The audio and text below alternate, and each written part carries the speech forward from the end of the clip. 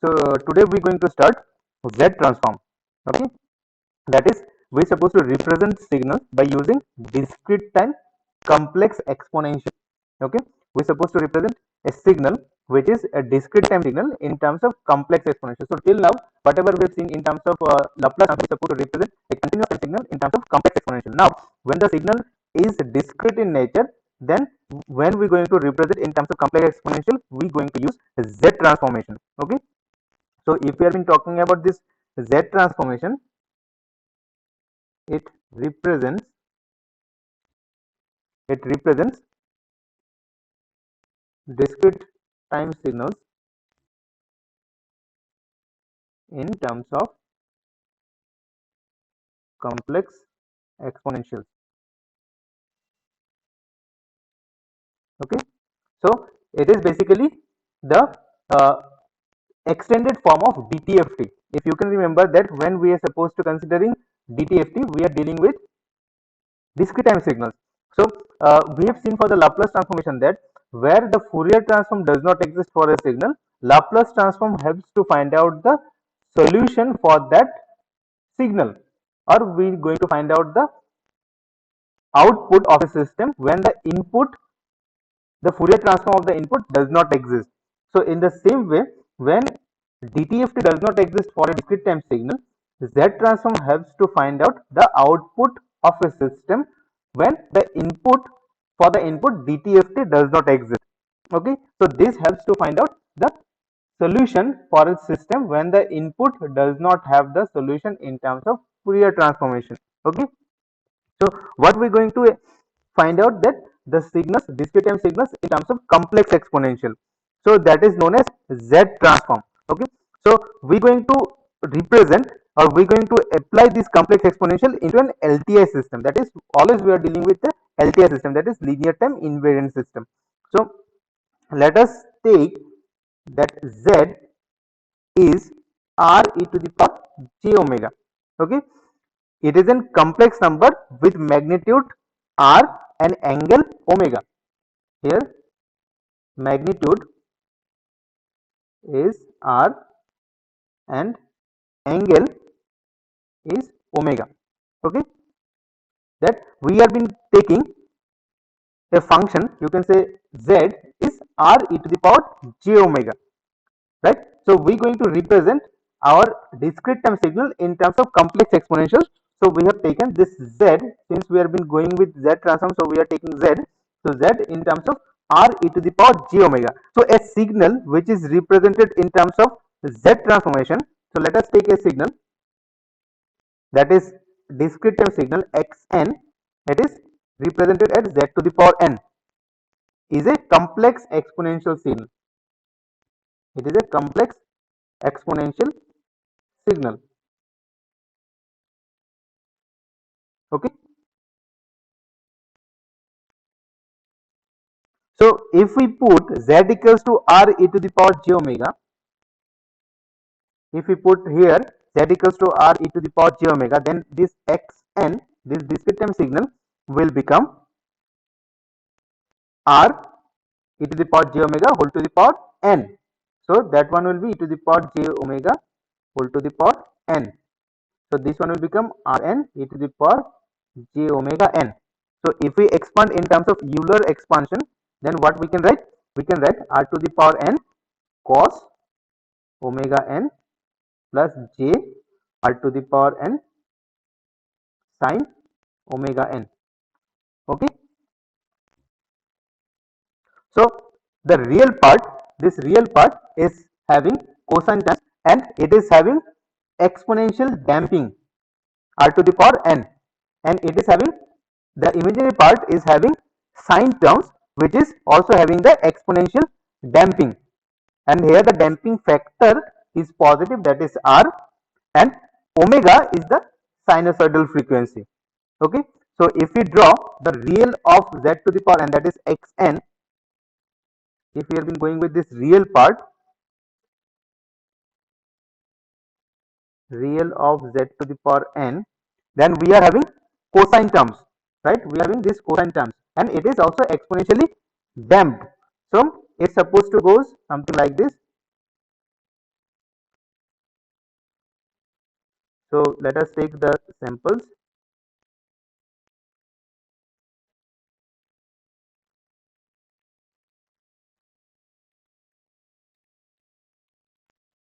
like this. It is on the time axis n. It is having the maximum value is r. Let us take this r is equal to 1 for this case, and for this imaginary value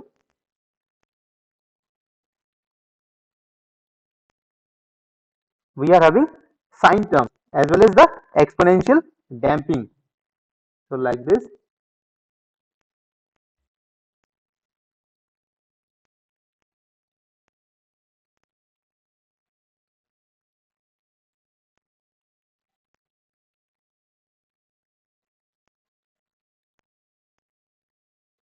Okay. So here again the maximum value we have been considered as 1. Okay. So this real part of xn is the exponentially damped cosine. It is exponentially damped cosine,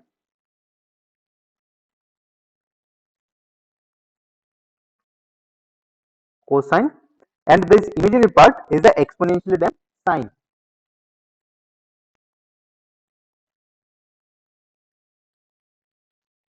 Damped sine. Okay. The positive number r, this r, it is positive number here. It's determine the damping factor,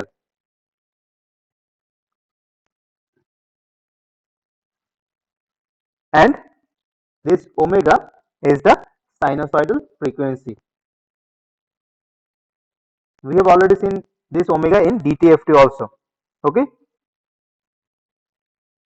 So if this xn, if we have been applying this xn to an LTI system with impulse response hn, we are applying this x of n to an LTI system. This LTI system with impulse response of h of n. So what will be the output? The output y of n will be the impulse response due to the x of n,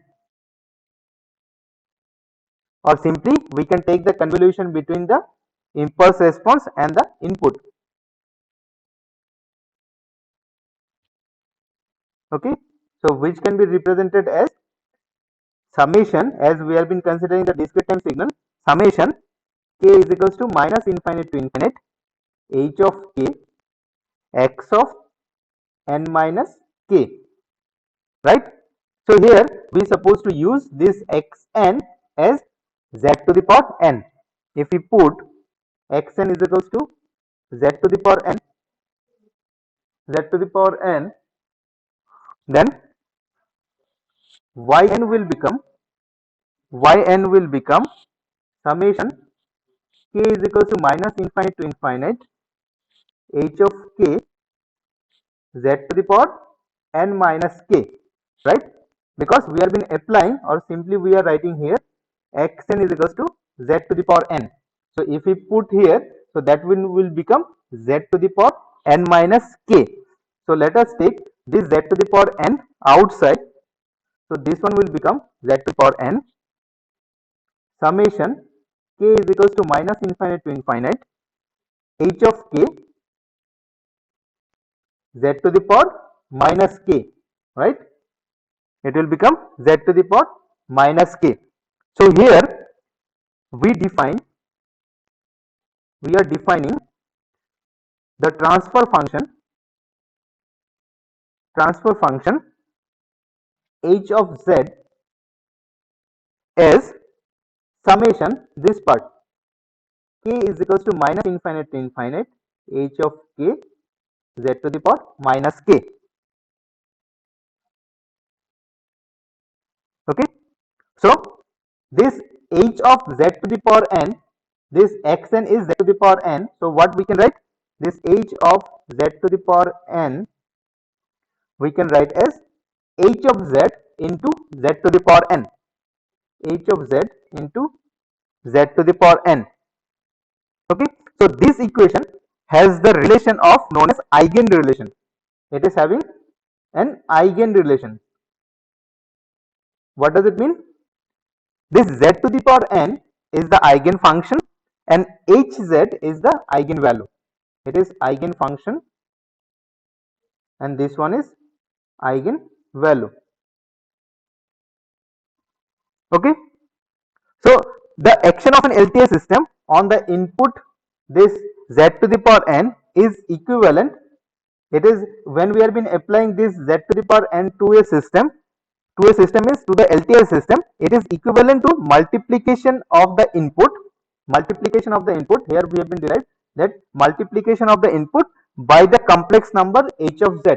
So here h of z is the transfer function. So when we have been applying n signal, that is z to the power n to the LTI system, so the response of the system is same as the multiplication of that signal with an function that is h of z, a complex number h of z. So if we express h of z, we can express h of z in terms of polar form also. So let us express this h of z in terms of polar form. So what we can write, this h of z as mod of h of z e to the power, here we are having the exponential term, right? So for this z to the power n, we can write r to the power n e to the power j omega n. So we can write this one as, for the polar form, we are having the magnitude part as well as the phase part. So e to the power j phi of z, right? So this y of n will become, this y of n will become this h of z, that is that polar form, e to the power j phi of z into z to the power n, right? H of z, the system output, that is y of n is h of z, which is in the polar form, multiplied by the z to the power n. So if we put here z is equals to r e to the power j omega, putting z is equals to r e to the power j omega, r e to the power j omega, then applying this Euler's formula, applying Euler's formula, so we can expand this one as this y of n now become, this y of n will be, we need to apply z is equals to r e to the power j omega, right? So this one will be h r e to the power j omega, then e to the power j phi r e to the power j omega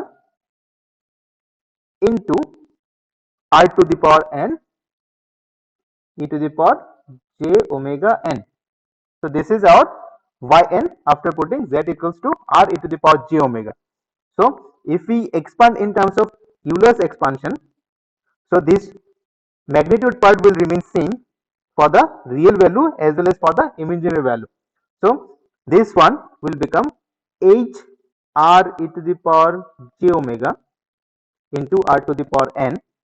Then here one phase part, another phase part. So these two will get added. So we supposed to have this real value, that is cosine term, that is omega n plus phi r e to the power j omega, phi of r e to the power j omega plus j of this magnitude part h r e to the power j omega into r to the power n, then sine part plus phi r e to the power j omega, right? So if we compare, let us consider we have given, this is equation number 1, it is equation number 2. So if we compare this equation number 1 and equation number 2, this equation number 1 and this equation number 2, so what we can say, that comparing this yn, this is your yn with xn, we see that the system modifies the amplitude of the input by h r e to the power j omega and shifts the phase of the sinusoidal component by phi r e to the power j omega. So comparing, I am just writing, comparing equation 1 and 2, that is xn and y of n, we find that the system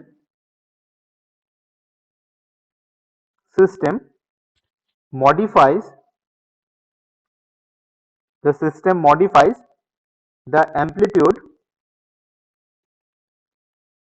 of the input by this term mod of h r e to the power j omega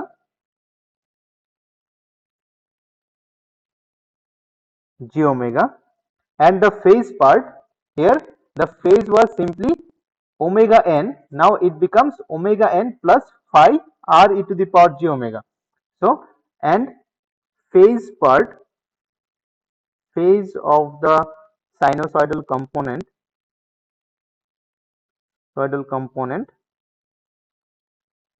by this term phi r e to the power j omega. Okay, so we have been represented this system output for a known signal, that is xn is equals to z to the power n. Now we are going to represent the arbitrary signal as a weighted superposition of this eigenfunction z to the power n. Okay, we are supposed to represent any arbitrary signal in terms of weighted superposition of this eigenfunction z to the power n. So our next task, we going to represent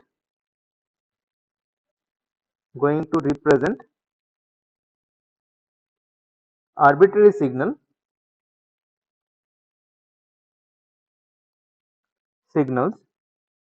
as a weighted superposition of the eigenfunction z to the power n. So what we going to do, we going to put z is equals to r to the power j omega in this equation.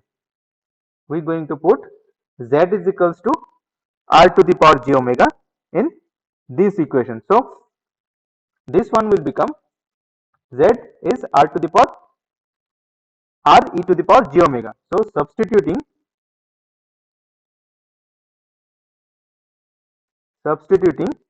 z is equals to r e to the power j omega.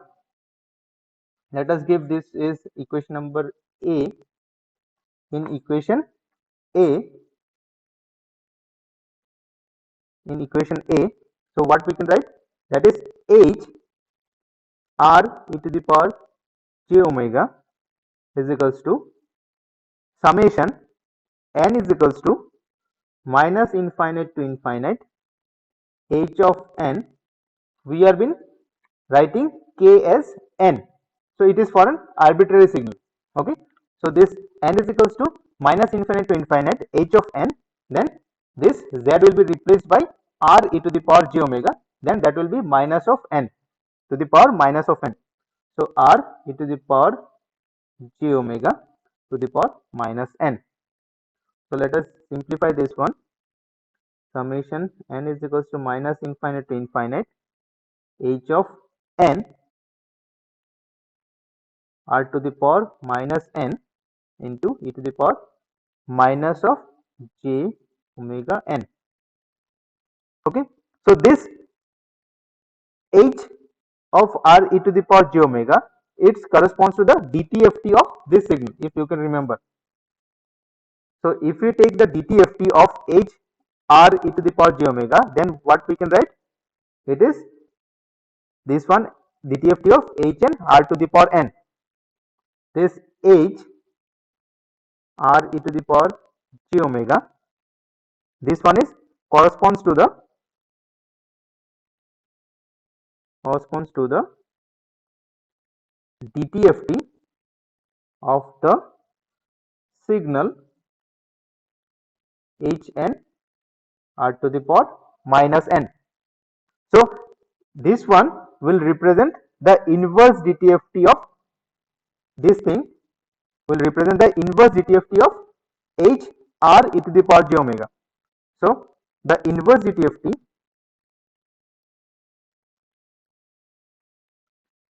of h r e to the power j omega will be h of n r to the power minus n. Okay, so we're going to write this one as h of n r to the power minus n. So h of n r to the power minus n will be 1 by 2s pi inverse DTFT of h r e to the power j omega, that is minus pi to pi integration minus pi to pi h r of e to the power j omega into e to the power j omega n d omega. Fine. So what we have written? We have written the inverse DTFT of h r e to the power j omega, that is h of r, h of n r to the power minus n. Okay. So next step, we going to multiply both sides by r to the power n. So multiplying both sides by r to the power n. So this results into h of n r to the power n by 2s pi integration minus pi to pi h r e to the power j omega e to the power j omega n d of omega. Next, what we can do in simplification, that is we are taking this one inside. So this one will become minus pi to pi h r e to the power j omega, then r into e to the power j omega whole to the power n d of omega. Okay. So what we did here, basically we have taken z in this equation, we have been used z equals to e to the power j omega. So r e to the power j omega we have been placed. So this is the equation. So here this h r e to the power j omega, it corresponds to the DTFT of the signal h n r to the power n. This one is the DTFT of the h n r to the power n. So for this case, if we are taking this DTFT signal, so we can put as an inverse DTFT of this one. Inverse DTFT of this one we have been putting here, that it becomes h of n r to the power minus n. So we have been used in this place, we have used the inverse of this, that is h of n r to the power minus n. So after doing some simplification, we have been coming to this expression. So next,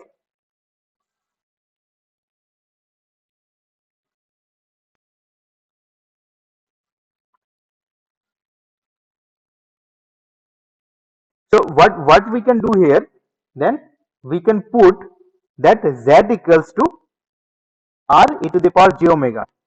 We can put z equals to r e to the power j omega. So if we put z equals to r e to the power j omega, putting again z is equals to r e to the power j omega. So how to convert this integration? We need to convert the limit as well as this d omega. So if we convert, then this dz will become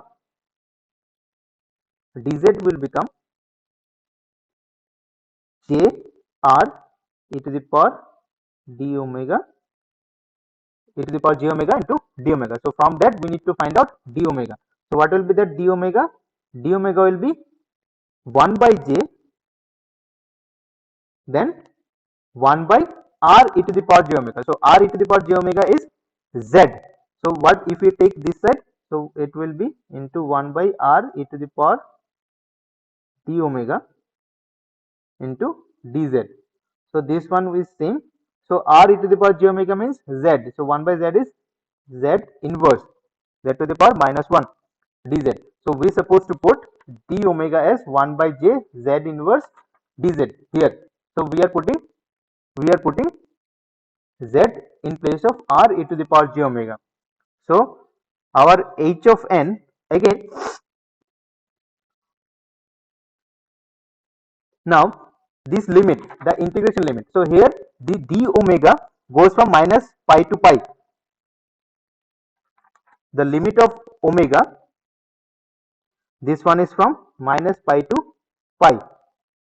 So what will be the limit of this z? If we put here omega equals to minus pi to pi, so this one will become, one is, if we have been expanding in Euler's form, so z will become r cos of omega plus j r sin of omega. So if we put omega equals to minus pi, this one will become 0, this one is minus, this one is r, right? Because cos of pi is minus 1, so minus pi is 1, and another one is, if we put pi, then this one will become minus r, right? So what we can say, that this z traverses as a circle of radius r in counterclockwise direction. So if this is the limit of this omega, then z traverses a circle of radius r in a counterclockwise direction. Counterclockwise direction.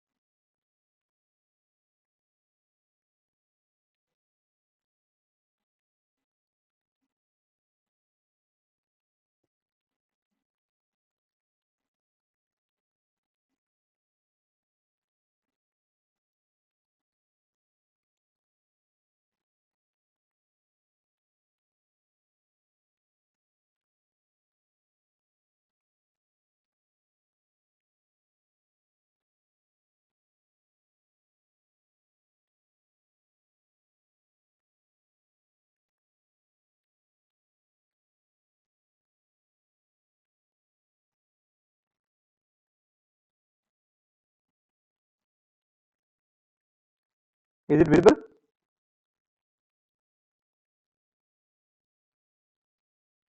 I have already been continuing on my class. I don't know when it has been switched off. So what I did, up to this you are clear? Up to this? So we have taken xn like this. If we have been going with the Euler's expansion, so we can able to find out the real and imaginary value.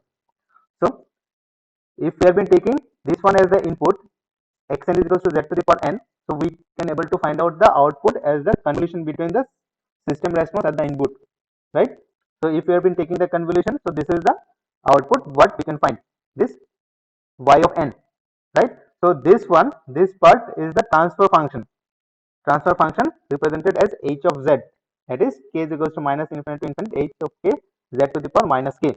So this is the form of the output, which can be as the, as having an eigen relation, that is an eigenvalue and the eigen function, and it also have the output can be represented as the multiplication between the system response and the input. The output of the LTI system, when the input is been given as z x n is equals to z to the power n, so what we can find, that the output or the system response, that is this transfer system response, is the multiplication of the input with the system response.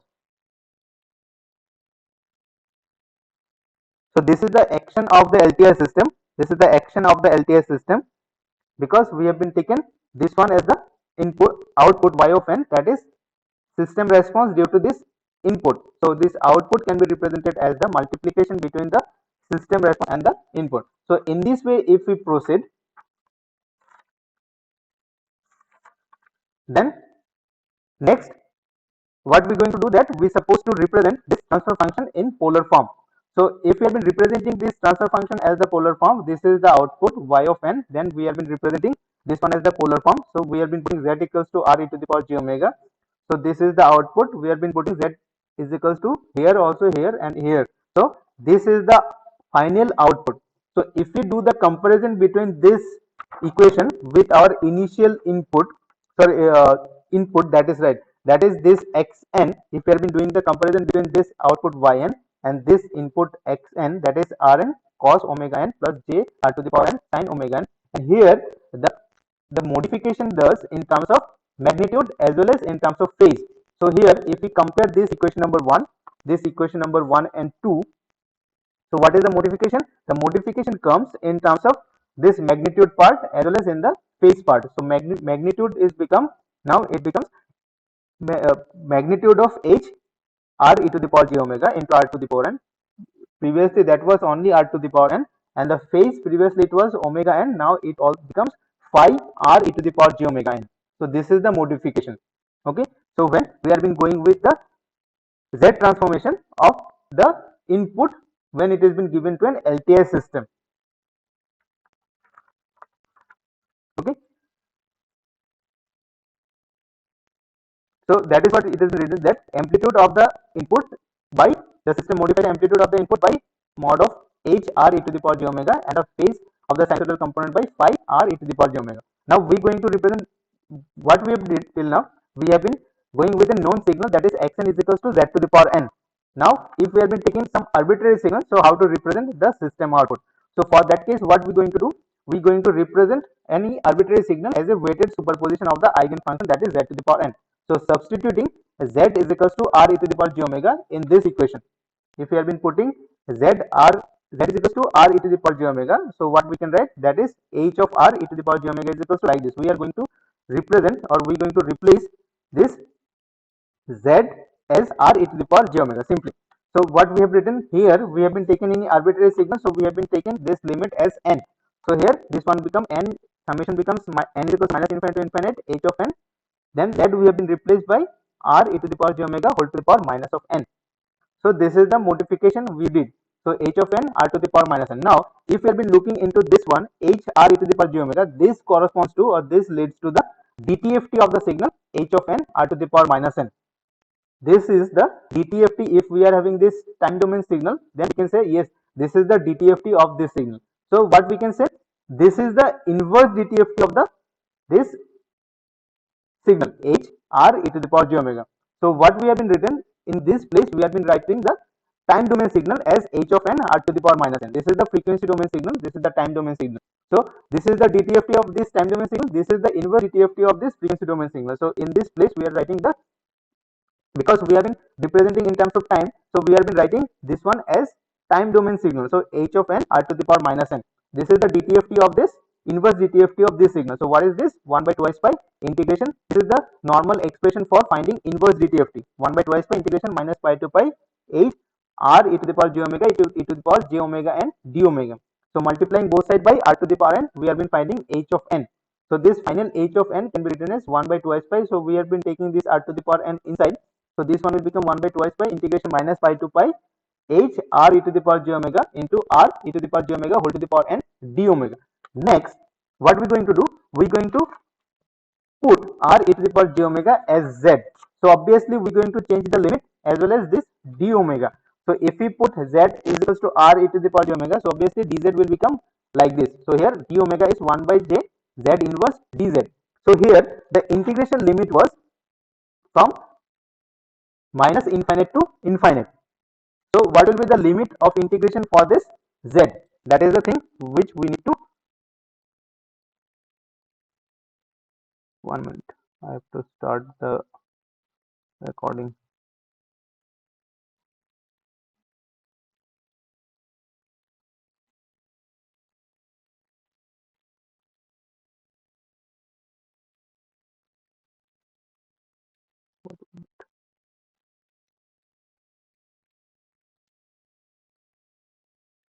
Alt of S.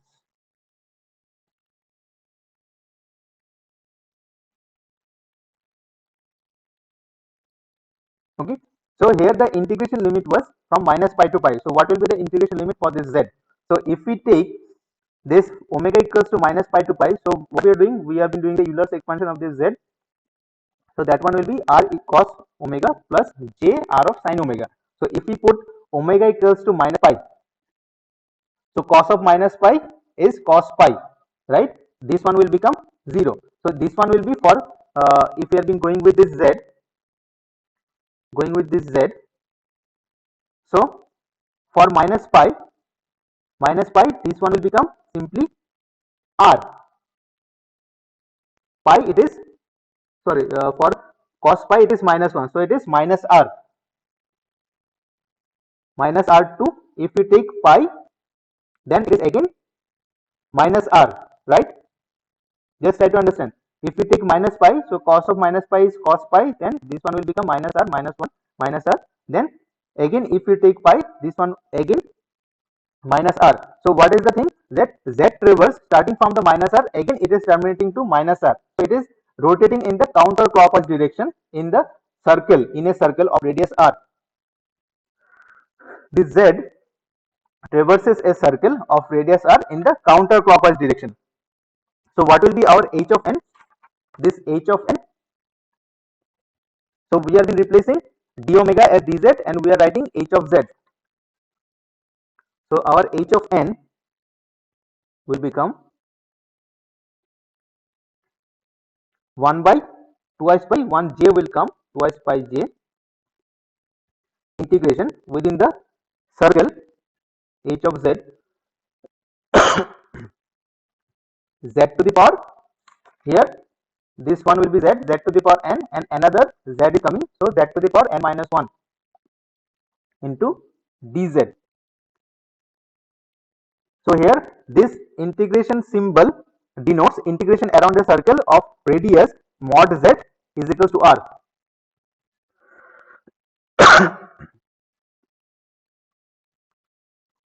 Integration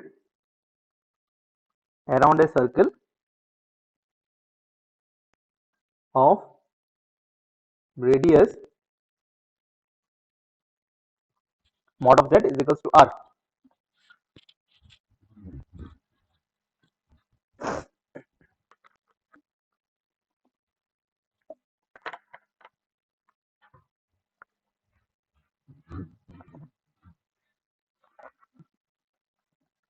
In a counterclockwise direction.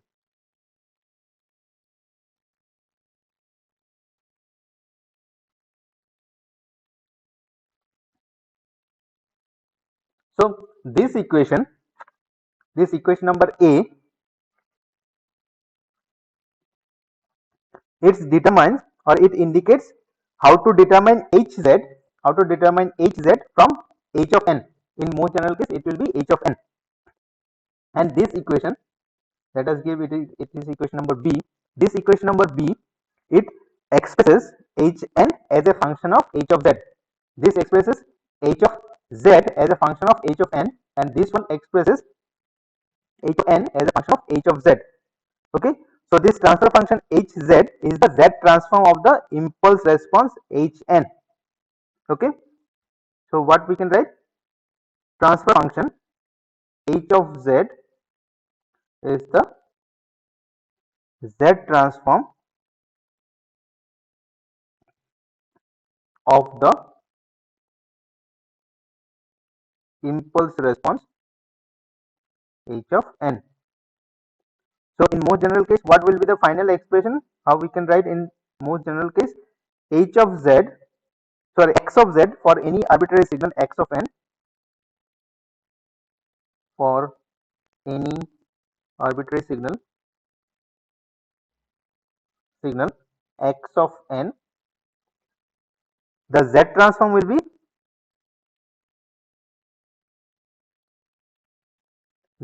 be x of z is equals to summation n is equals to minus infinite to infinite x of n z to the power minus n, x of n z to the power minus n, same as this.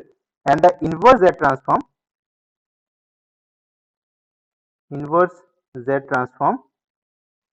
will be x of n is equals to this one, this expression, it is 1 by twice pi of j closed circle integration x of z, z to the power n minus 1 dz. This is your z transformation and this is inverse z transformation. So this relationship between this xn and xz in terms of some notation, how we can write this xn, if you take the z transformation we can find out x of z, if you take the inverse z transformation we can find out x of n. Okay,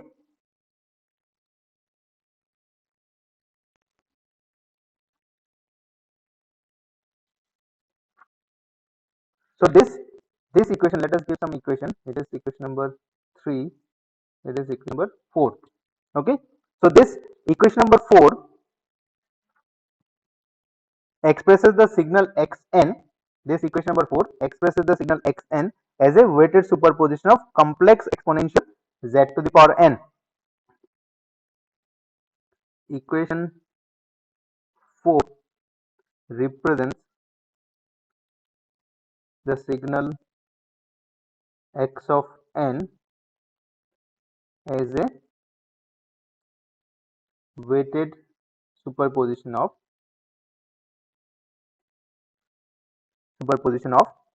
complex exponentials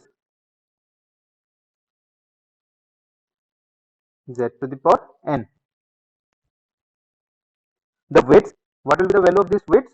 Weights are 1 by twice pi of j xz, z to the power minus 1, other than the integration of z dz. So the weights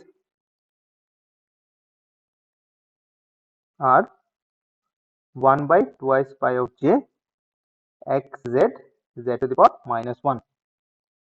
Okay, so we are concluding up to this for today.